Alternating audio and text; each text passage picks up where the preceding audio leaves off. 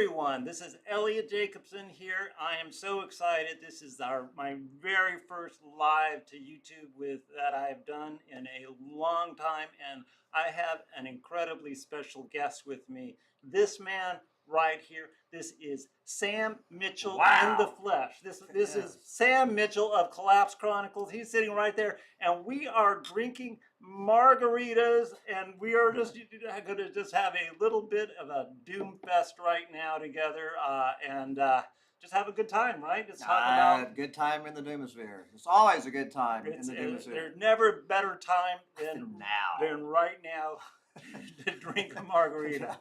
And what I like about this, can you see that this margarita is green? Because I have a green screen back there, so naturally there is what is that, a coal mine? I have a little bit of a coal mine. Copper mine in my margarita. So what we wanted... I've chose the copper mine for all the people cheering on the bright green lies of the energy transition. You understand that over the next to do this, for the transmission lines, we're going to need 3 times as many of those on the planet than we have now. So bring all of this green, clean, energy. I mean, where else on the planet are we going to get lithium from, and cobalt from, and copper? I mean, we need a lot of mines like that to save the planet. Right?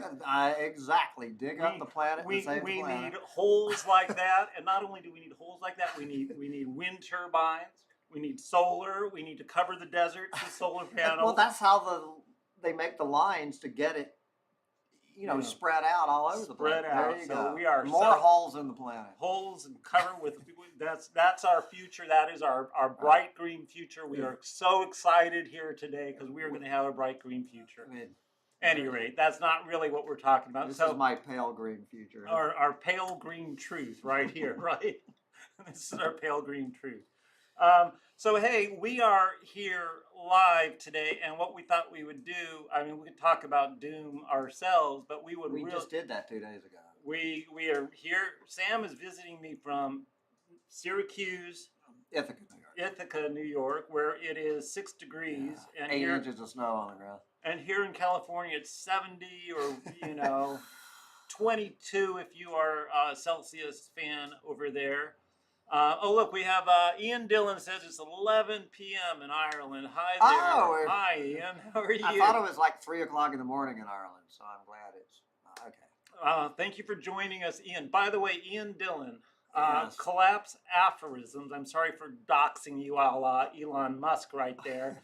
But Ian Dillon is the one who motivated me to write the essay, Choking on Hope. What was the title of that essay again?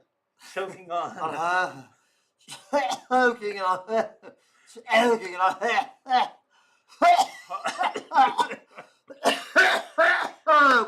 Anyway, I'm trying to get the new T-shirt, "Choking on Hope." I think Ian has come up with a great new doomerism, "Choking on Hope." So, if you could describe this, the bright green lies. Yeah, choking on hope. So thank you, Ian, for one of the all-time greatest suggestions. Look, we have people from England. That's great.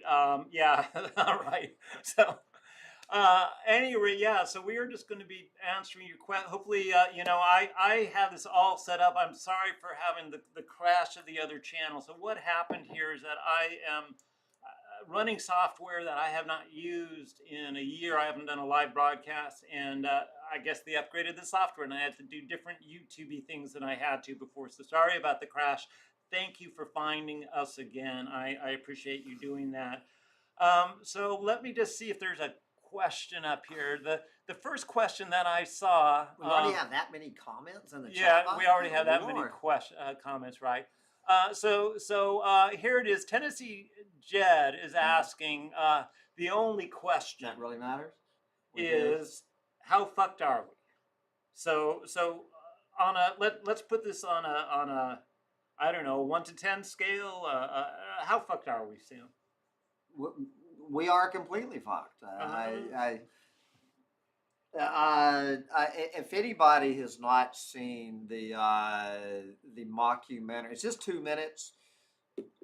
look, just plug in on YouTube. It's David Attenborough's "Fucked Planet." It is two of the funniest minutes in YouTube history, uh, where he goes through and David Attenborough, in a rare moment of honesty, explains to people we're completely totally fucked. I mean, it's not just humans. He goes, you know, I think the flamingos are fucked, the penguins are fucked, the elephants are fucked, the whales are fucked, you know.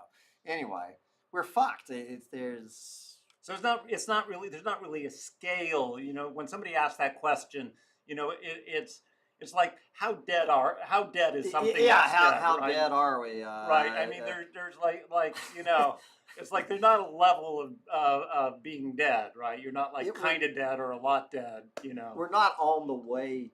Well, okay, we are completely fucked, but we are on the way to even being more fucked than completely fucked. Is there such thing of being 110% yeah. fucked? I don't know. If we're 100% fucked today, we're going to be 101% fucked tomorrow. So here's an actual question. That this is we were asked. This is a real question, right? We're going to have to put on our intellectual. And I have to be serious. You know all of this stuff. Yeah. Do you or me? Do we believe that there is any geoengineering project like mirror or cloud color change? Are there any geoengineering projects? Let's assume a perfect world where every country all around the planet suddenly cooperates, right? Where we suddenly have trillions of extra dollars, where we suddenly have the cooperation of wherever the people all are. All these ain't gonna happen assumptions. All these ain't things. So if there is some miracle by which we could get a geoengineering thing off the ground, do you think it would make a difference? At this point, my response is cane toads. If you're not familiar with the story of cane toads, every single time science has tried to solve one problem with well, that would be bioengineering. In the case of cane toads, it's a great documentary.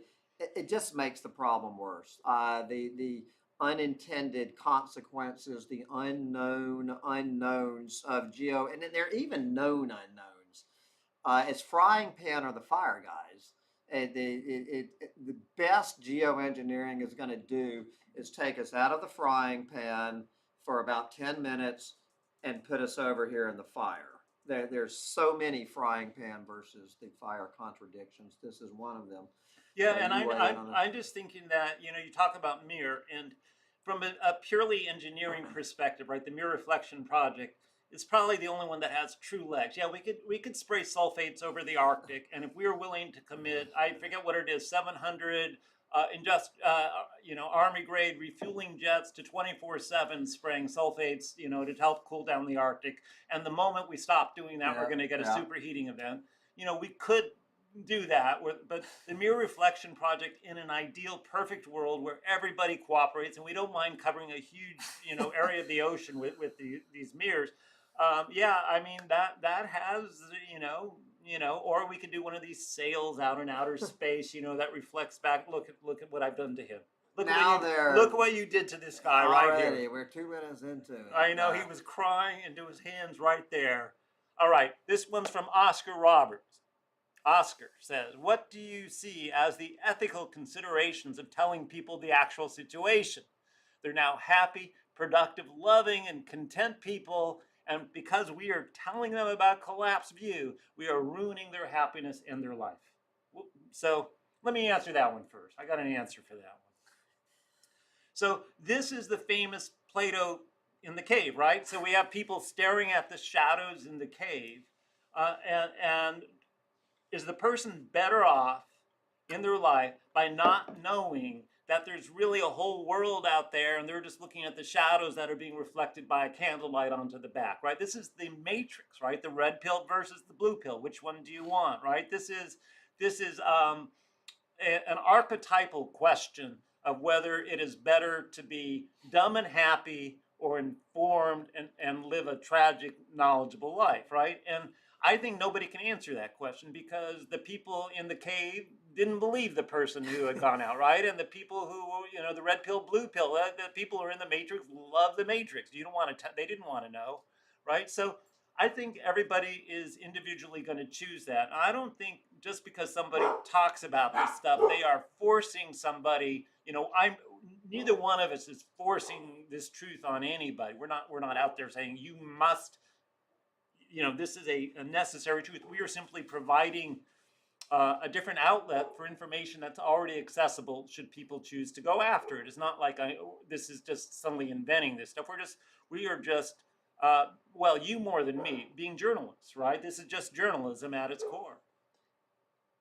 Any other thoughts about that? My answer I've made clear since day one, since coming down here in this into the Doomosphere 14 years ago. I would not wish this on my worst enemy. If you are just coming down here, just sticking your little toe to test the waters here, get the hell out of here. Run as fast as you want. It has never been I have no interest in convincing somebody who doesn't understand how fucked we are that we're fucked. It is nowhere in my brain. I am talking to the people who understand we are fucked, understand this is the biggest story in the history of humanity, bar none, and who just happen to be interested in the subject and want to meet a group of like-minded people who are willing to handle the truth with a capital T. I have no interest in converting anybody, any clueless moron on this planet, to being a doomer on any level. I've never claimed that. There's no intention of that. So I have a true confession. I used the phrase clueless moron one time on Twitter. One single time I said clueless moron in a tweet, and it was about 5 minutes before someone said, did you get that from Sam Mitchell? And I just want to confess right now to plagiarizing this man's clueless moron statement. I am jealous of. I wish I was just talking to Sandy on the phone a couple of days ago. Tell him who Sandy is. Sandy Shellis from Environmental Coffee House. She had just come back from a night at the ballet, and she was going, Sam, and she goes, I wish I could just still be a clueless moron, that I could go to the fucking ballet, sit there and enjoy a beautiful dance without thinking about all the clueless morons throwing their plastic champagne cups into the garbage. But it's, once you go down here, it's like, every time I take a walk in the wilderness, it's no matter what we try to do, once you go down here, and once you've red pilled, you can't go back. And it does, exactly what Sandy was talking about. It makes it a lot harder just to go enjoy a ballet on a Saturday night without being affected by the clueless morons throwing away their plastic champagne cups. Do they depress you? What do they? I mean, do they anger you? Does the hypocrisy? Does the ignorance? I mean, what is it that? I mean, for me, I look at that with kind of like, okay, that's just how the world is, right? And I mean, there's you just do not meet many people out there who you just run into, and they're like, oh, tell me all about collapse. Oh, I never thought about that. Oh, what? I'm so glad I met you, and you're going to talk to me. I mean, it's not like my career in gambling, right? If somebody knows I'm an expert in the casino industry, and they're like, oh, I like to gamble. Let's talk gambling, right? And I run into that all the time. People want to talk about how they know how to beat blackjack, and they have some way, but anytime you bring this topic up, right, like you say at the ballet, you cannot talk about this to anyone. So people have to come to you, right? You cannot go to them. Yeah. This is for people who are coming into this knowledge and understand that this is the biggest story in the history of humanity. And if you're interested, and possibly it's the biggest story in the history of the planet since an asteroid. Yeah, this is the biggest story in 66 million years. What's going on outside of our window, this is the biggest story in 66 million years. Yeah. It's a lot bigger than Britney Spears eating cake off of her kitchen floor. That's what she did, yeah. But I guarantee you, a lot more people on this planet know that Britney Spears was eating a piece of cake off the floor, then understand that we're fucked. Yeah, well, by factors of But thousands. I've already forgot what the question was. That doesn't matter. I'm going to go on. Let's go on to another question. Okay, isn't there hope in fusion energy? Let me ask. So Bella Lugrisia. So there's a lot of layers to that. But the simplest one for me is it's called Javon's paradox, right? Which is simply the statement that the more accessible we make energy, the more we will use the energy that's accessible to us, right? There is no such thing as simply creating enough energy to get past wanting more energy. So it's not like let's pretend that we're in some world, some universe 30 years from now where the planet still exists and fusion finally comes online. And fusion starts small and it builds up because each reactor will be kind of local, right? So we build these fusion reactors and we use that energy. We're still using the fossil fuel. We're still using the solar. We're still using, the natural gas. And now we're also using the fusion energy. So there's no such thing as new energy replacing old energy. Well, maybe a little bit, but for the most part, new energy means new growth. And that new growth means using that energy, right, and still going down our road. So let's see. I just want to amplify Bella's comment. What I think the discussion is, I'm sure this man who is a dear friend of mine, this man asking this question, Bella Lugrisi, he is one of my good buddies. I love that man dearly. But anyway, can I take the question to the next level? I just added my superficial little bit to it.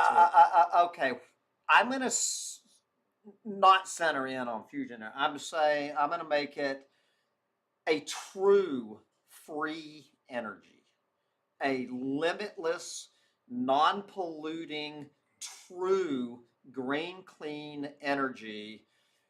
I don't know how many people, even the Noomosphere, realize this. The absolute worst thing for this planet would be to bring in a 100% free energy, limitless supply of free energy. This planet would be destroyed so much quicker than we're managing to do with our inefficient fossil fuels. We would take that energy like we've taken every energy that we've ever had to us, and it will be used to destroy the planet. The more efficient, it's the waste in any energy system that's holding us back. It's the only thing putting brakes on us is the inefficiency and the waste and whatever energy technologies we've come up. So the more efficient, would that be the higher or the lower EROEI? Is whichever one. The less energy we need to put into something to get more energy back, the quicker we are going to destroy the planet. Yeah, I mean, great point. And actually, honestly, I never thought about, but yeah. Everything, human history, going back to the invention of fire, backs this up.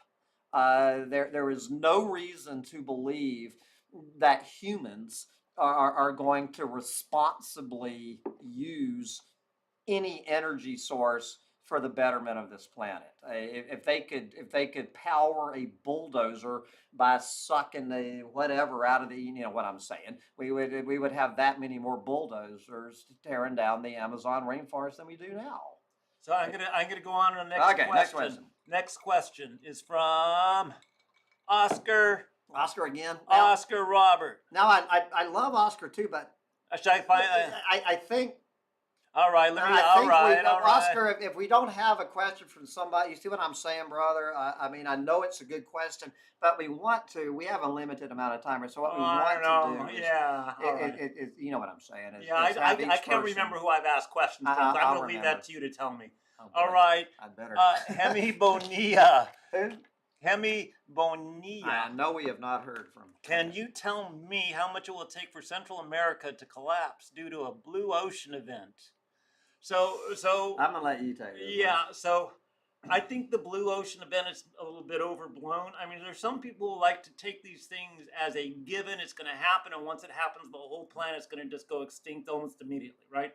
So there are these feedback that are happening right now in the Arctic that are kind of obscure, but the latest research papers are actually really pointing to this huge slowdown in the trajectory of the Arctic to become ice-free. And the reason is really is like paradoxical, but the point is that the more the ocean is open, the more it can get like a thin, quick freeze of ice over it if the temperatures get cold, right?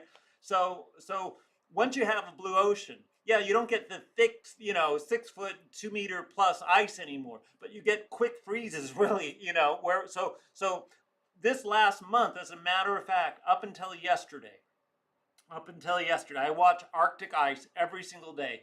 This last month, we had the record greatest sea ice growth in the month of December since 1979, right? So the fact is that because there's so much open ocean, you get a little bit of cold weather and you get ice on it, right? Very, very quickly. So there's these feedbacks that are kind of weird. And once you get that ice, what happens is the storms blow that ice into, they kind of collect it. So there's this slowdown in the blue ocean event, the trajectory for the timing of that. But let's put that aside. Let's suppose what happens. My over-under is about 2030 to 2035 on the first blue ocean event. Let's suppose that happens. And the question is, how long until Central America is impacted by that? It's, easily another decade. It's going to slow down. It's not, there's no question that a blue ocean event ultimately is going to cause rapid superheating of the planet. But it's not going to happen in the next 5 years, 10 years that we're going to get this global superheating. That's not how things are going to go down, is that a blue ocean event is going to wipe out life on Earth because of superheating. That is not how it's going to happen. So I think that you have to watch sort of this. I think there's a lot of fear porn out there. This is one of, I'm agreeing with with Eliot on and fear porn includes a blue ocean event wiping out the planet in 2 years or 5 years or something, or it's going to happen tomorrow, or it should have happened in the years 2013 to 2016, but somehow it didn't. There's a lot of fear porn, and among the fear porn are things like the methane bomb from Siberia and the East Arctic Sea. Just the stuff that's going to come down is not going to be so easy to say, oh, it's going to be this particular event. Although those could happen. Probabilistically, what we're probably talking about is famine, and famine spreading out from the heart of Africa, and eventually causing massive immigration, which is going to cause wars. It's going to cause a lot of internal within countries where you have immigration from one part of a country to another. I mean, when people move from Florida, up to upstate New York, and they move from California to upstate New York. Sam is going to be defending Bugs in a Jar Farm. There you go. So we're gonna get Sancho Panza. So yeah, I mean, it's a really good question, but it's part of that. It's part of that fear porn, this blue ocean event, and I just don't buy into that kind of doom scale about that. All right, I generally agree with everything that Eliot just said. The only thing I would add to that, whatever the individual conversation, whenever I hear one aspect of collapse being isolated and too much attention being paid, and I would put the whole subject of climate change, which is a very important aspect of collapse. It's not all of it. But how many times, this is a broken record, if climate change, including the blue ocean event, was nowhere on the radar, if humans were doing absolutely zero to change the climate, there's so many other things at play. Even without climate change pitching in, there's enough different ecological crises unfolding on this planet to collapse the planet. So just if we were to solve one of these little things, it's not gonna save the planet at this point. It might be one of those stair step things where we'll the step will come up a little bit, but it's never going to get back as high as the step above it. I call it the toxic stew of of threats against this planet, trying to take out one ingredient of the toxic stew taking down this planet. Anyway, this is why I try to look at things from a more generalist perspective. I call it permacrisis. I call it temperfrost and permacrisis. That's good. It's permacrisis. Yeah, permacrisis. permacrises. Yeah. Plural. Yeah. Anyway. So I like this question. You can take it if you want. I'm going to ask it. This is from Dragon Tail Tarot. Oh yes, my dear friend Dragon Tail. Are there any future scenarios? I love this question because are there any future scenarios where all the rabbits, she specifies rabbits, right? And birds survive while the humans all die. All right, so she is a rabbit phobe. I mean, a rabbit or a rabbit. I love. Phobe. I feed my rabbit. I put out food for the local rabbits every day. And so I love my rabbits. So yeah, I have. So one more time, read the question. Are there scenarios we can see where somehow the humans all die off, but the birds survive, and the bunnies survive? Okay, we don't care about the lizards. We don't care about the goldfish. Rabbits and birds. Okay, nothing. Okay, what survives? I mean, maybe some other things survive besides rabbit. So what she's wondering is essentially, is there a future in which humans can survive without taking down all of nature? You know, without essentially decimating most of the creatures on this planet. Is there a way that humans are going to get out of the way here, and the planet will somehow, still? It's well, the sooner humans go, the better the chance the rabbits and the birds have. I personally think the smart money is on jellyfish to be the not rabbit. If I had to put the smart money on what species is going to most likely to survive us and be the original gene pool to, I don't think there's going to be any vertebrates coming. You don't think any cockroaches are going to? Well, that would be my only other one. On land, there might be a few irradiated cockroaches. We got irradiated cockroaches on land and jellyfish. I'm a little more optimistic. I mean, my whole perspective in what I do, I'm an environmentalist, right? So I'm sorry for using the E word around you, Sam, but my view is humans are going out, right? Yeah. So let's do what we can every day to save as much of the planet as we can for whatever comes next. I'm hoping there'll still be birds and bunnies around in what comes next. That humans will at least. Some opium.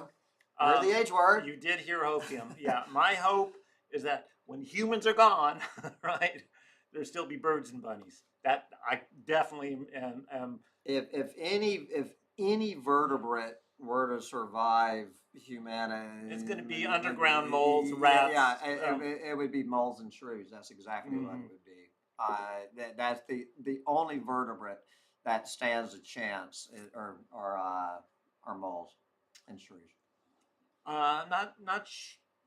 Shrews come up pretty often, don't they? Moles pretty much live under there, don't they? Gophers. Yeah, and okay. Well, gophers. Okay, gophers are forever. Yeah. If gophers can survive because they're rodents, so maybe gophers will inherit the earth. I'm going to take this next question because I know about this. This is from Anselmo Connor. Question: when will the next El Nino come about, and how hard hitting will it be? Well.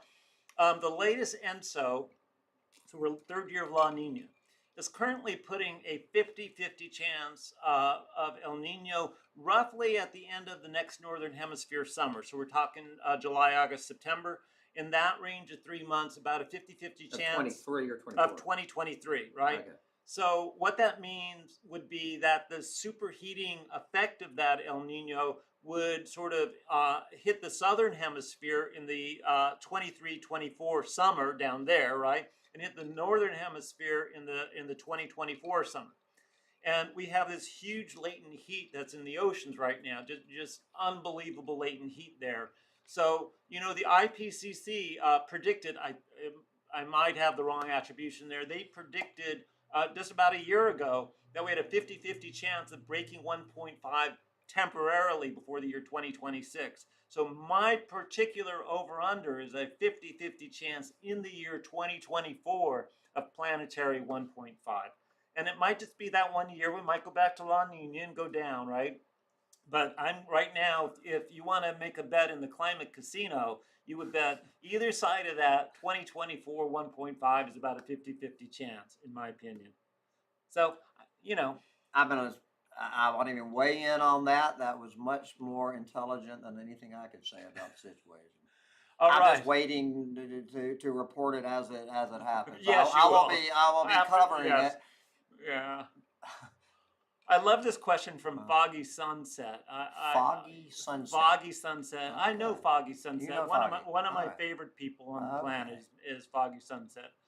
I've been in acceptance mode, re eco doom, for years now, but I can't get to acceptance of fascism doom at this point. Are you still more terrified of methane than of man's inhumanity to man? Which of those for you is bigger? What the wars and the fascism and what we're going to do to each other, or of what methane, the future of methane spells for the planet? Neither of the above. I am worried about what fascism is going to do to our fellow Earthlings. I really don't give. I'm not. Okay, that would be a little too strong. That I really don't care what fascists do to humans.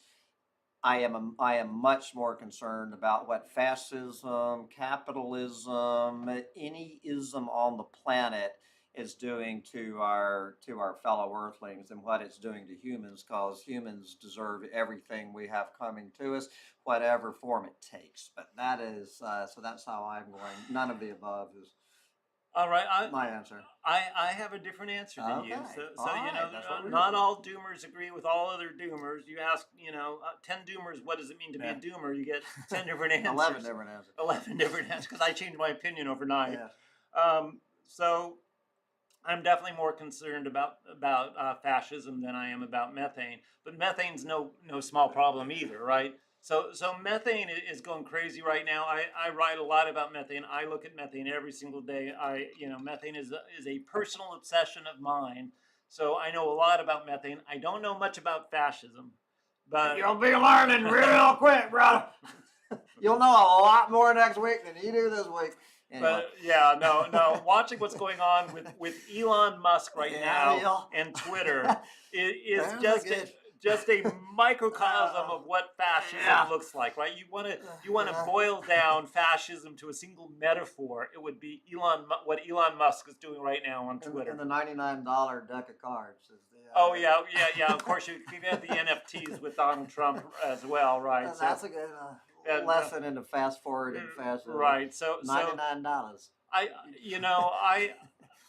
don't own a weapon that I would defend myself with, but I'm not sure I would want to live in a world where I would have to defend myself anyway. So Foggy Sunset, thank you. That is a deep question. That's very, very insightful right there. Okay. So Sultan Bev says the pain of knowing the truth is less than the pain of living the lie for me. So I mean, you don't really know what the pain of living the lie is, right? So all you need to do is go to your local mall, go to your local Kmart or Walmart, or watch living the lie. Just look at the people around you, and you can experience you know the pain because you see it in these people, right, who are doing this. But I don't know. I could not imagine a life without this awareness of what's going on the planet. It's not possible, right? It is not possible to be living a life without knowing this stuff. Well, for the people in this group, but for the vast majority of people, they're living the lie. Yeah. Gladly. Now, I am not claiming for 1 minute that I'm not participating in all kinds of systems that are doing what horrify me. It's knowing the truth. I want to go back to Dragon Tail Tarot again here. She or he, I guess that she. I can see the icon there. As much as I love this woman, she's already had a question. But anyway, no, this is not a question. Oh, okay. This is a comment. I was Okay. 11 years old when I Right. started to wake up to what was happening to us, and I was okay with it. As much as sometimes it would be nice to be blissfully ignorant, I wouldn't want it for myself. So yeah, 11 years old is quite young, and you know, I don't know. I have personally a 4-year-old and a 7-year-old grandkid, and my way of going through this is that I'm not going to go out of my way to tell these kids, right? Right. I'm not going to spoil this illusion. As long as they want to have it, they can have their illusion. I'm not, but I know with 100% certainty that at some point in their life, they're going to be looking out and going, what the fuck is going on this planet right now? And at that point, I will be willing to answer whatever questions they have. While you're in your bomb shelter. Yeah. Talking. Yeah, I'm calling them up from the bomb. Right. Hopefully they have a shortwave radio and they have solar power generator for their shortwave so that we can talk. Okay. I'm gonna have to go duplicate some people because we're getting some great. You're the moderator. I'm gonna read some but not comments. 3 questions. So astrologer climate witness says, but that thin ice melts earlier in spring. Of course it does. Yeah. Well, I never thought the BOE would wipe out the planet in a quick minute. It is another big feedback to hasten stuff along. Yeah, so there are feedback loops, right? I honestly, every day I do this thing on Twitter called a moment of doom. And the last week or so, I've identified 3 or 4. I mean, you read an article, right? And it's about this methane thing or this or that. And all of a sudden the light dawns and that's a feedback loop, right? That is yet another feedback loop. And there are so many of these things, right? So yeah, yet another feedback loop. This Nick, I cannot say your last name, says, what is unknowable, Eliot, is how fast the latent heat effect of the blue ocean event feeds into enhanced liberation of methane and CO2 from permafrost and clathrates. Well, Nick, I mean, it's a good point, but the thing is that, like, they're already doing isotope studies. How much methane is coming out of Siberia? How deep is that? Like, what's the layer of ice that's blocking the melting, the methane from rising through that ice and coming out into atmosphere? And there is at least one person who is sort of raising alarm bells about methane. But really, if you look at like the majority, and I am a scientist through and through. If you look at the majority of research papers, none of them is saying this is a imminent, methane bomb in the next 3 years, 5 years, 10 years. There's no consensus that that's going to happen. What is a much more serious thing going on with methane is the hydroxyl radical being cannibalized by the fires, the green hydrogen, the cleaner fuels for jets. I mean, there's so many reasons methane is spiking that is due to the loss of a sink as opposed to the increase in a source. And if you sort of change your focus to the sinks rather than the source, it's kind of like taking the pill for, coming out of the cave for methane. Once you realize what's really going on with methane are the sinks and not the sources, that opens up an entire universe on methane that I really encourage people to study up on, and then they really know what's going on with that. I'm going to find us another question. So I'm moderating while we're doing this. So I'm kind of, these are such great questions. Thank you all for these great questions. I want to read this. So Zagonda26, who is a new person, makes the comment, if you watch Jim Massa, do you know this person? Yeah, he's an oceanographer. His videos, he explains that oceans will be the big driver of future climate changes. Yeah, I'm with him. I'm with Jim on that one for sure. With so much heat and energy stored inside them. Yeah, just unbelievable amounts of heat. So roughly right now, what's happening, you mind me? No, I'm dominating. I want to give you a speech, but what's happening right now is the equivalent of about 12 Hiroshima bombs a second worth of energy and heat going into heating the oceans. So the net heating of our oceans at this particular moment in history is the equivalent of 12 Hiroshima bombs per second going off in the ocean. So it's a good century to be a jellyfish. If you like warm water, I mean, one of the big problems with the oceans is ocean acidification, right? And so that's a big thing. Jim Mass, yeah, I mean, he knows all this stuff. There are. I mean, you can just you never have to leave the ocean for looking at permanent crises. And good God, we could do a whole channel just on what the crap. The oceans are completely fucked. Yeah, They're fucked. it's the third bleaching in 5 years in Australia. I mean, coral reefs right on down to and this deep sea. I know mining. now they're going to be trolling. I don't even. You can just throw a dart in the ocean, and the oceans are fucked. Yeah, more. I mean, yeah, they're the plastic, the mining, the acidification, the heating. Good Lord, the whale strikes, the melting the Antarctic glaciers from beneath. Good Lord, I mean, go on. You don't even have to climb up on land. Yeah, you can be a doomer. You can be a purely an ocean doomer. Yeah, oh yeah. You need to be a land-based doomer at all. There probably are. That's probably the ocean rabbit hole of the doomosphere. My God. I like Rachel Albright's comment. She's wondering whether tardigrades are going to survive doom. Well, they're on Mars. They might have. They can do anything. Didn't they send them to Mars? We love our tardigrades. I mean, are you kidding me? No, I honestly think they didn't they send them to Mars? Or they put them in a zero gravity vacuum for 6 months and they brought them back. I think I'm actually okay with panspermia, which is what the tardigrades are.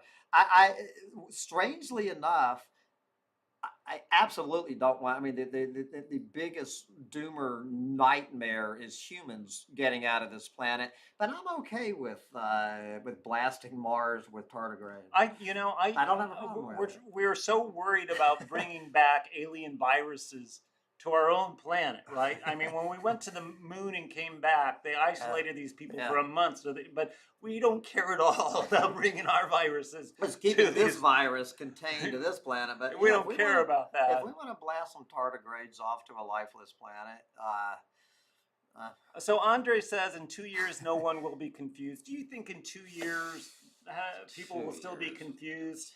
I think I will have more subscribers in 2 years than I do now. I'm. You know what?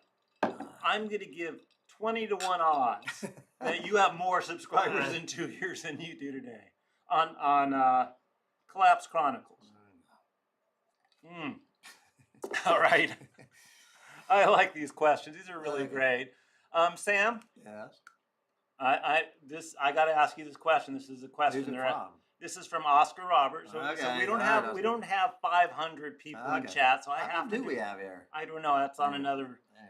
Sam, this is to you. Okay. Would you consider having a relationship with a non-doomer woman? Absolutely. However, there is no non-doomer woman who would consider having a relationship with me. Well, hypothetically, if you did, what do you think the main issues would be between you and this woman if you were, you found the perfect non-doomer woman who would have you for everything you are? Like, what do you? So that's weird. This is a psychological question. What issues would you have with a non-doomer woman that you happen to be in a relationship? Again, it would be her issues with me. I have a whole lot of good female friends who are not doomer chicks. I know very few. I mean, in my quote real life, my pre-rabbit hole life, in Austin, Texas, I have many female friends, and understand. And I think this is true for I don't want to speak for Eliot. I do not sound like this. I sound like this on YouTube for 20, 30 minutes a day. For the other 23 and a half hours, Eliot and I were just laughing. I've never met this man.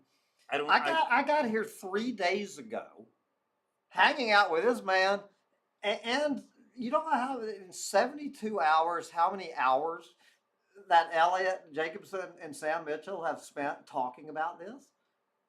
Yeah. We're talking about crazy stories that happened to us growing up, and just what everybody talks about. So Eve, like when Sandy and I are hanging out, very little of our time. And I mean, I'm perfectly open to a relationship with a non-doomer chick, but I just know it would not work. So this is why you always hear me whining about looking for my doomer chick forever. I want to answer Olivia Chippenfield's question All right. because I hate this question. You hate it or you ate it? I hate this question. Oh, and I don't hate many things. I hate this question, Okay. so I need to answer it. Okay. Jim Massa said we are 1.6 centigrade total heating if taken from the original 1750 baseline. Okay, the 1750, so IPCC totally screwed up in their first 4 reports. Maybe it's 3, maybe it's 4. They said we are going to use the 1750 pre-industrial baseline. Well, the pre-industrial baseline, what the language actually said was the 30-year window centered at 1750. So 1735 to 1765 is their baseline. Let's take the average temperatures. Let's measure the total heating from there. The problem is that we did not have thermometers all over the planet measuring how hot the planet was at that time. That if you want to go back to 1750, you have to use proxies. You have to use things that let you sort of guess what the temperature is through a secondary measurement. So the IPCC, for some reason, decided that's what they're going to do. Let's because that's when we started using coal, so it's a natural thing, right? So they finally came to their senses and said, let's use 1850 to 1900 because that's the time period we had reliable measurements of temperature around the planet that we can get reasonable estimates of the true measure of warming on the planet. So they switched to 1750 to 1800, I believe, in the 5th report, for sure, and also in the 6th. And everybody said, oh, it's a big conspiracy, it's a big conspiracy. But if you read the IPCC reports, they are very careful to then spell out in they go out of their way to say, let us actually do our best case estimate of what happened between the 1750 baseline and the 1850 to 1900. And it makes complete sense. I mean, if you just think about the total amount of coal and carbon and everything else that was actually emitted during that period, it's not a lot, right? You're talking 1750 to 1850. Yes, there's not a lot. It's like we did not have 8 billion people driving cars and flying and industry. We had people burning coal to stay warm, right? And it wasn't a lot. And so what the IPCC estimates is somewhere between 0.1 and 0.3 degrees Celsius of warming from the 1750 baseline to the 1850 to 1900, right? Which means roughly if we had 1.2 from the 1850 baseline, right, then we have somewhere between 1.3 and 1.5 overall, right? And I believe these people. Look, I am a scientist, right? He is a left-brainer. I have a PhD in mathematics. I'm a professor in mathematics. I publish in scientific journals. I know what the refereeing process is. I know what scientists are. I know what the whole paradigm of science is. And I trust scientists who are producing peer-reviewed articles to not be just making stuff up. But there are people out there who just make stuff up. They just misinterpret stuff for some doom porn reason. And I am not that person. And you are not this person. No, I don't know who you're talking about. I've never heard that before in my life. Never heard about I have no idea who you could be talking about. All right. So anyway, we will move on from the bighorn sheep man. All right. So Rachel Nelson asks. Okay. Is that good? Was all right what I just did there? Let's drink to that one, all right? Yeah. We're going to go on, but we're going to have a nice swig here. You triggered the left brain. I noticed I triggered you. You triggered the left. I don't know who you're talking about, so I'm going on. All right, Rachel, you're up. Well, way up there, she's wondering whether rats will survive. Yes, Rachel will give you rats. They're going to live. We already went through this question. All right, but she asks here. We went rabbits, right? How much of the Earth's population will die from heat waves that are coming for 2024? I mean, just this, how many people are going to die from heat waves in 2024? So, I mean, a great question. This whole wet bulb, conversation. Are there going to be 1 million people dying from heat waves? I mean, this book that was this idea that we're going to suddenly have all these people dying from heat in India. 1 million people, and then they're going to come to their senses and spray sulfur. I think this is the book that you are thinking about, right? Is that the book right there, The Ministry for the Future, Kim Stanley Robinson, where the book starts off, right? With you have it upside down. Yeah, right. Where the book starts off with some 2 million people in India dying from this wet bulb heat wave. So yeah, that's coming. There's no question that's coming, and it could happen anytime in any part of the world, and it's certainly going to be more likely in 2024 than in any time in human history before that. But I can't, it's just pure speculation to try and guess how many people might, how bad a heat wave. I mean, UK got up to 104 degrees, right? London did. That wasn't predicted till 2100, right? So I mean, this stuff is coming down fast, and What the thing that I usually, but I'm not going to keep it quiet now. When I'm reading all of this wet bulb stuff, and I guess we're waiting to see. I was raised in Atlanta, Georgia. Okay, I was raised in Atlanta, Georgia, in a house with no air conditioning. All right, I had no air conditioning in my house or my car in Atlanta, Georgia, growing up, and it got hot and humid as hell every day for 6 months a year. Absolutely miserable, and we didn't even have AC. And I was the child of a successful physician in Atlanta when he built his house in 1956. No air conditioning, and I'm looking at these what they're calling wet bulb temperatures, and I'm saying, what the hell? That I grew up in these wet bulb temperatures without an air conditioner. but not lethal wet bulb. Well, it's just what I remember growing up in, and I don't remember people dropping dead. I'm not saying that it's not going to happen.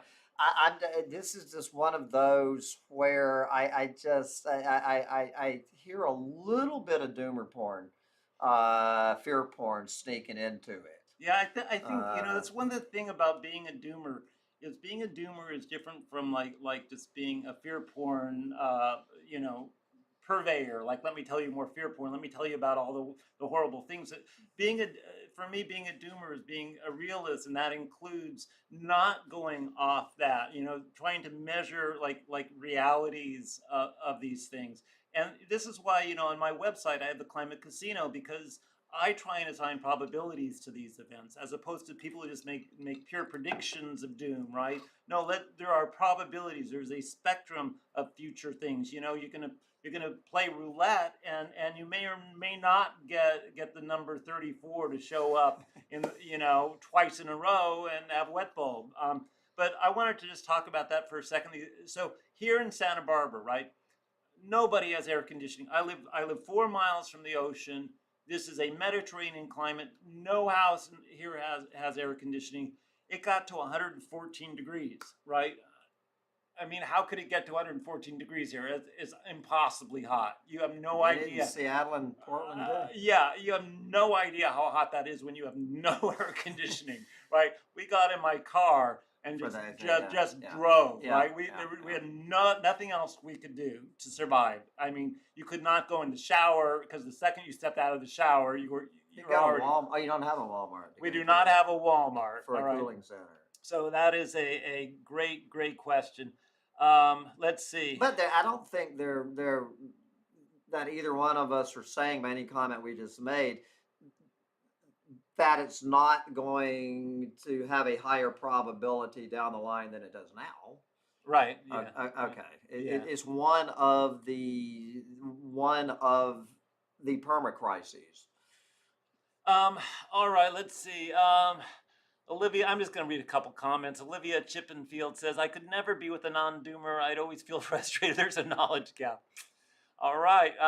My wife, she kind of like, she's very spiritual and religious, and she's like, oh yeah, but she kind of understands. Yeah. She's kind of a doomer. I mean, a little tiny bit. But she didn't consider herself a doomer. No.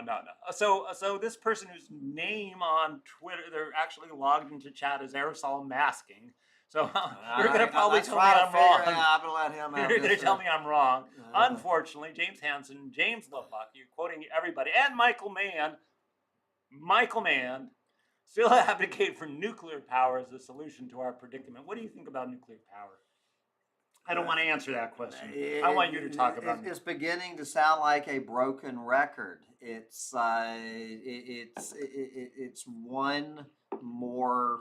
It's one more ingredient in the stew. It's absolutely again. If it did work, it would cause the problem that I was talking about before with fusion. With fusion, if it really does work, it's every bit as bad as it blowing up now. If you go through, take it to the extreme, whether it's nuclear power, nuclear fusion, whatever it is, you have that end of the spectrum to look at. But anybody that's holding up nuclear power, well, it's all hopium. So I mean, I throw it in there with every other one, but that's me. But he's the scientist. I'm just the one who just tries to. Yeah, I'm gonna have you read that to yourself. This question, right, and you can decide whether you want to answer that question or not. Right there. Boy. Yeah, How you do read that do one. This? You're my age. I know. I got. This another Bella Lugosi. Yeah, you don't have to say what the question is. Do you want to answer that one? You don't have to. We'll just skip it. It just sounds like you didn't want. No, Bella. Right. I ask you not to be bringing this up. This is a delicate subject for a couple more weeks. We know something. All right. That's all I'm saying. All right. I just talked to the man from the airport a couple of nights ago. So anyway, that will all be explained. Look what Foggy Sun said. You guys are a great team. All right. We are. We're the Abbott and Costello of the Newman. Now, which one of us is Abbott? Which is good? Now, if we could just have Bella with us. I know. Oh God! If the three of us could get together. Yeah.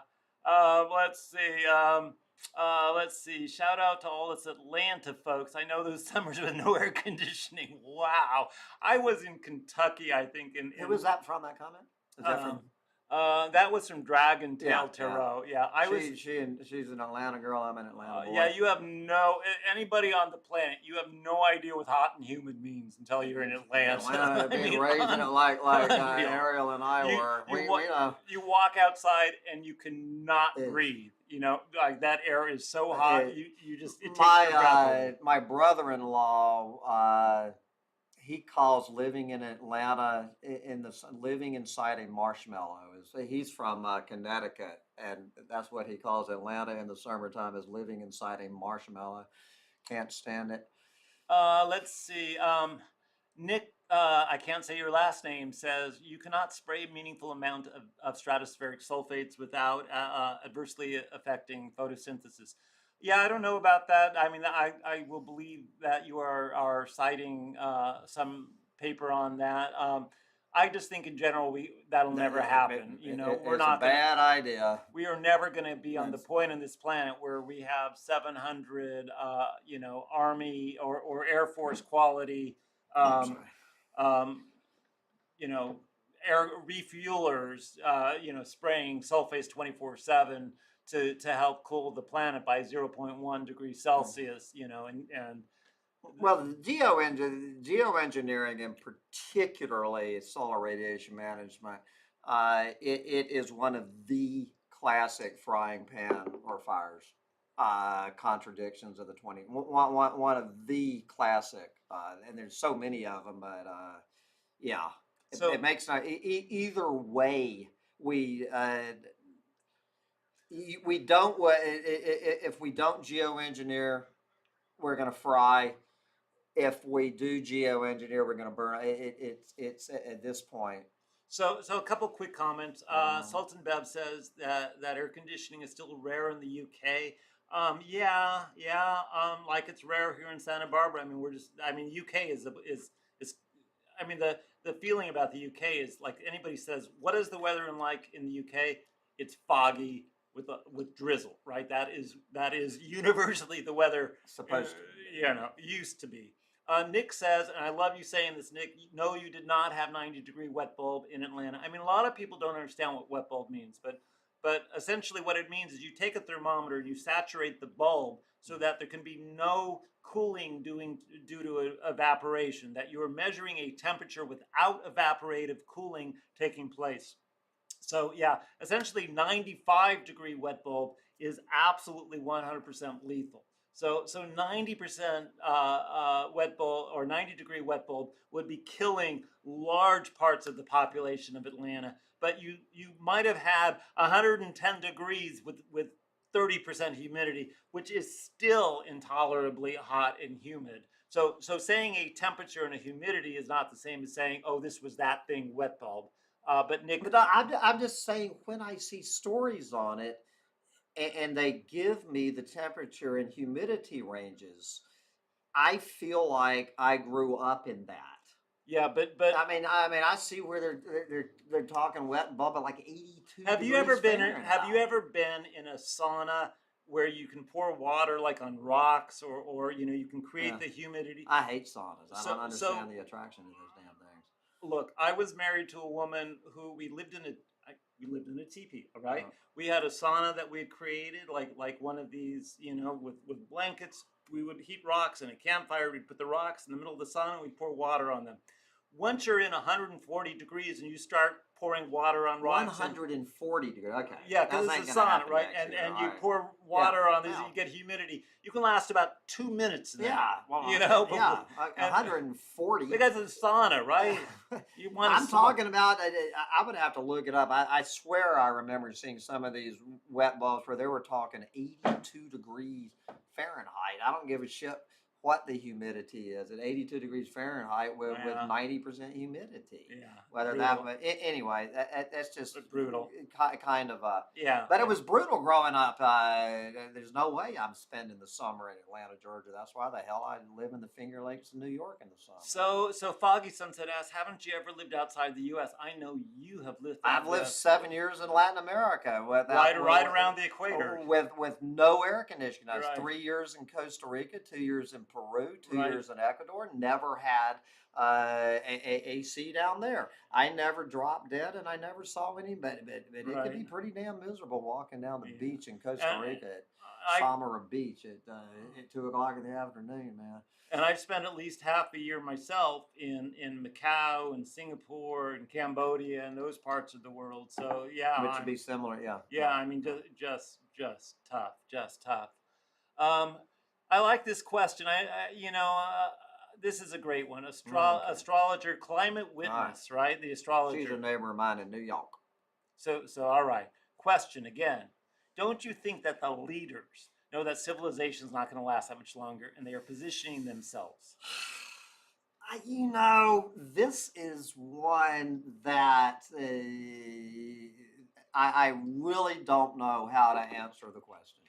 I hear people on radical opposite sides of the fence on this, and they both make sense to me. It's like being down here. It's so hard for us to believe that they can't. How could they not Be that clueless. be that? But at the same time, then I go out and look at 99% of the people, and what makes them any different than, and especially if their money is 100% being made on denying reality. So Yeah, there's utility in ignorance is I think the point. So utility is like a benefit, like a financial or emotional or if there is a benefit to ignorance, then people will over a benefit to knowledge. Then people, it's not a question of do I want this or do I want that, right? It's a question of humans are drawn to survival, and survival means what sort of mental or psychological trains of thought will give you the greatest chance of procreating and giving offsprings and having your genes survive, right? And so among those is choosing a reality, a mental framework, that coincides with optimizing your chance of your genes being passed along. So I don't think politicians are any different from the people in Kmart in this respect, right? There's not something special about politicians that obligates them to know this information. My guess is I don't see any reason why it shouldn't be any different than the normal bell curve and just in general society. I'm not going to sit here and pretend like 100% of the leaders are clueless. My guess is like in the general population, there are a few people who get it and most of them don't. And over the next few years, more and more of our leaders will get it too. Just like, but I don't see why it needs to be any different than the general population. Yeah, no, I completely 100% agree with you. There's nothing special about being a politician. Yeah, Nothing at all. All right, Rachel, I love your question. This one's for me. I'm going to 100% take this. What does it look like to bet on collapse? Right? Just all short on human civilization on Earth. What is one investor time and energy in this life? So let me take that. What does it look like to bet on collapse? So what it means is that you make, actually you can chime in on this. You can make decisions for everyday life that are consistent with this truth, right? With knowing this truth. And for me personally, those decisions I boil down to 3 principles, and I write about these all the time. Those principles are service, like finding ways, causes. I don't care what your cause is.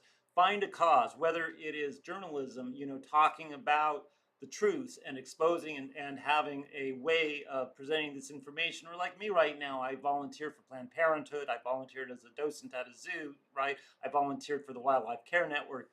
Find a way to be of service. The second one is be generous, and generosity looks like we all have, as part of this world, right? We have more than we need. We have more stuff, we have more money, we have more food. We have more of everything than we need. Is give it away. Find ways to give whatever you have away to people who would benefit by it, or animals that would benefit by it, or a habitat of any sort. Do whatever you can to give it away. And the third one is kindness. And kindness, I don't know. You and I might be able to do an opinion of kindness. But we might be the same too. I don't know. But I just try not to be an asshole. I fail at kindness more than I fail at absolutely anything else. But I'm still committed to kindness. So for me, that's what it means to bet on collapse, is to live your life according to those principles. I'm a little bit confused by your answer, because I didn't necessarily hear her ask the question that you answered. But I don't. Well, what question? Maybe. Do you want me to give actual odds? No, I understood the question and so one of us, or both of us, don't understand the question you're asking. Clearly, both what of us. does it mean to bet? I thought the question she was asking to bet that we're going to collapse as opposed that we're not going to. And so what I'm hearing you say. So you're taking that literally. I was taking it metaphorically. I am a Virgo. I thought she literally meant if you were in a debate and you were defending that we're going to collapse. That's what I heard her asking, but maybe you heard her correctly. You could very well be correct, and all I can say is like one of the things I do on my website is I respond to collapse crises that are I see in the news when I'm reading stuff every day, and whenever something strikes me as this would make a good bet, when this would make a good wager, like let's bet on collapse, I have my website, climatecasino.net, and I actually have a climate casino there where I spell out the event and my odds for that event. Yeah, that's what I think she's saying. Yeah, I absolutely, 100%. You want to know my odds for a blue ocean event. You want to know my odds for wet bulb, my odds for population, my odds for extinction. I've got all that stuff on my site. There you go. Yeah. All right, let's see. Well, the odds of us not collapsing are 0. Yeah. That's the important one. What are the odds that we're not fucked? 0. Okay. You know this colony of cells person, right? I do know Colony of Cells. Welcome aboard, brother. All right, colony of cells says Yes. we should invest in the weapons companies because we need more resource wars. Yes, Colony is a big fan of the resource wars. Oh and, man, I don't even want to get close to that question. Colony is he has a unique worldview, and All I right. do enjoy his So comments. Fred Gunter says, Okay. hello, Doomers. Well, hello to Hello you back, too, Fred. Fred. I appreciate you. And let's see, Ian. The evil of stupid questions. I didn't see the stupid question which you're referring to. There's this fellow, Stan Willendring. So Stan is somebody who I follow on Twitter, and he follows me, and I really think Stan is, I believe, a PhD. I forget the particular area, but also somebody who lives out, I think, like in the middle of nowhere, like knows very few, just lives in a little 7x7 tiny house. He said, what would the jellyfish eat? They're just so no. That's not his real question. Your thoughts about the threshold for a minimum number or variety of species needed to make a go of it. So I'm remembering this is his PhD expertise. I've got to answer this one. Stan, I have no clue. You are an expert on this particular topic. I could not name a minimum number of species that need to, this is what the COP15 that's going on right now is all about, is the dying off of diversity, of species diversity, right? So, how many species do we actually need until we just have destroyed enough of the ecosystem so there's no way that it can ever rebuild itself again? I'd say we're already past that. Obviously, the sooner humans go, the bigger the gene pool. Surviving gene pool will be. And every day we're walking this planet, the gene pool is decreasing. All right, let's see. I like your questions and comments. Thank you to everybody in the chat. I am reading this. People are freezing in Sweden as electric costs soar, says Fred Gunter. You know what's so weird about collapse, right? About the collapse of the planet, is that we have these incredible cold spells, right? So the point is that there's this gradient of temperatures between the equator and the North Pole, and the Arctic is heating, 4 or 5 times as fast as the rest of the planet. So this part of the planet's heating. This part of the planet's not heating as fast. So it's that differential that allows the polar jet stream, right, the polar vortex to sort of form over the North Pole. So when that differential decreases, then what happens is that vortex suddenly is not stable up there anymore, right? And it starts diving down. All of a sudden you have 6 degrees in Syracuse, and you have record cold, right? And then you have record heat like we're going to experience here in California. Starting tomorrow. Yeah, I mean, it's going to be record heat, right? So these people who are totally ignorant of this stuff think, oh, it's so cold. How, you're saying it's going to be global warming and it's so cold. But I mean, that is exactly what's happening. This is exactly what's predicted, this kind of stuff. Well, Sweden in December, it's not exactly a tropical beach. No, you wouldn't. I've never been to Sweden. No, but you never will be. Yeah, you wouldn't expect it to be warm up there on a good day. All right. So let's see. I think, we've been going about an hour 15. Maybe we'll just take a couple more questions. 2 more questions, and we got to wrap this up. We got to wrap it up. Two more. Yeah, thank you, everybody. Thank you, everybody. By the way, we've got to mention before we go out, there is a friend of ours who's having a show tonight, right? Is Sandy having a show tonight? Where is Sandy Shellis on here? We had to reboot the thing, so she probably got lost. We probably lost 40 people out of chat that we should have. We hear enough from Sandy. We love her. She's coming on at 9 o'clock Central. 9 o'clock Eastern. So what's her channel? Environmental Coffee House. So go visit Sandy. And if you want in chat, mention us. Say we sent you, because that way we'll get bonus points. And it's all, for us, it's all about bonus points. Okay, 2 more questions. I just have to read this Bella Lugrisi comment. God creating war so that Americans would learn geography. God, I love that comment. I bet 3/4 of Americans couldn't point out Libya on a damn map. All right. All right. Question. So you asked 2 more questions. Okay. 2 more. This is the second to the last question. The That- penultimate question is. You can deny. We can skip this question if you Do I want. need Don't to want read to it? count it. No, I'm going to tell Oh, you. okay. So this one I have to read. Can Elon Musk single-handedly solve the underpopulation crisis? He's doing a damn. He's up to what? How many do we know about? I think 10? we're 10 now. Yeah, that we know about. My guess, there's twice that many. He's doing well, he told him, he says that he wants to hold himself up as an example Yeah. of, yeah. of how procreation. we should all have 10 kids.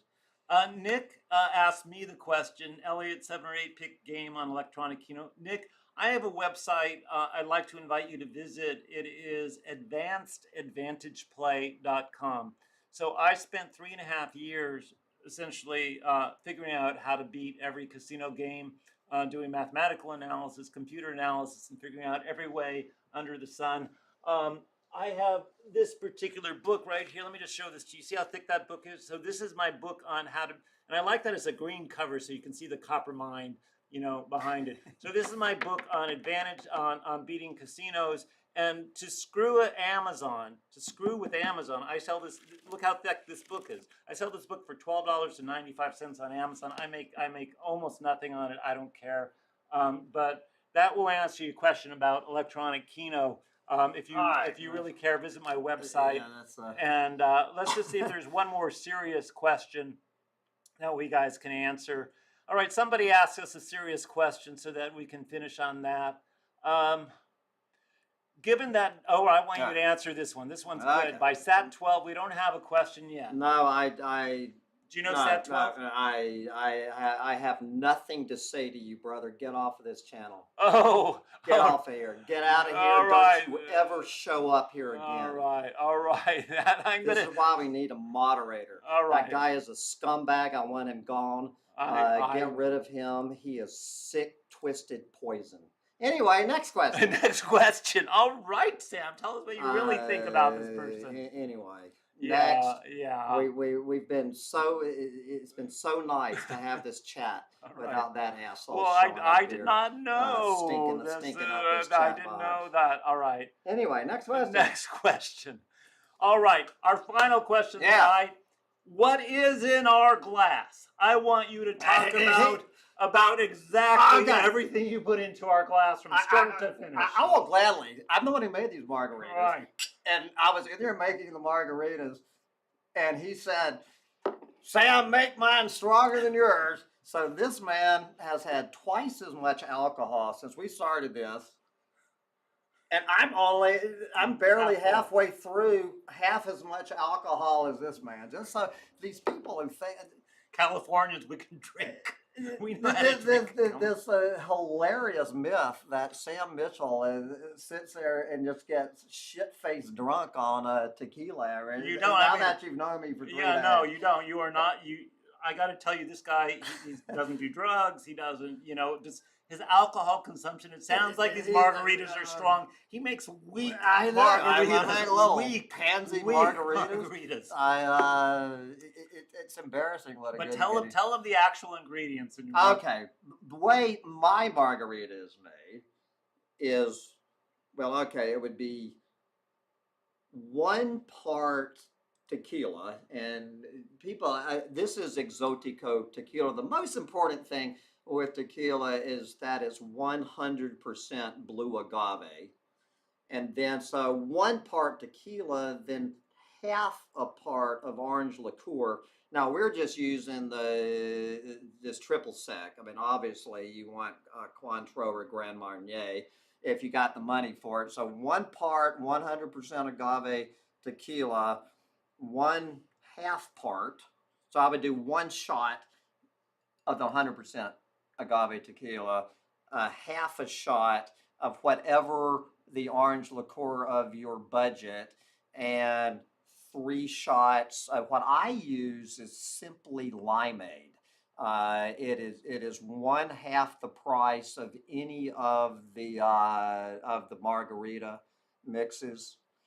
This what I is called simply limeade.